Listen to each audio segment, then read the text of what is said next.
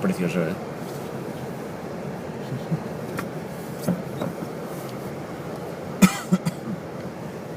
Llegaremos un poco tarde. Bueno, normal, circunstancia manda.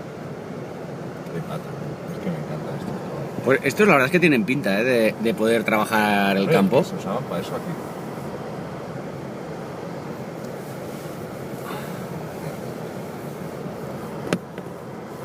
Se usaban para eso. Si al final conseguimos lo de algunos campos trabajarlos con tracción animal, o sea, los mismos ingresos que te puede dar el turismo van a suplir con creces lo que te puedes gastar en paja, Claro. que es lo que ellos podrían comer si tenías que dar de adicionalmente a las vacas, ¿entiendes? Por eso que se trata de intentar conjugar las cosas. Pues esto es muy bonito, a ver, las vacas es muy bonito, pero las dos cosas es aún más bonito. Más auténtico. Y tener 3 cabras allí en el pueblo, ¿no? Sí.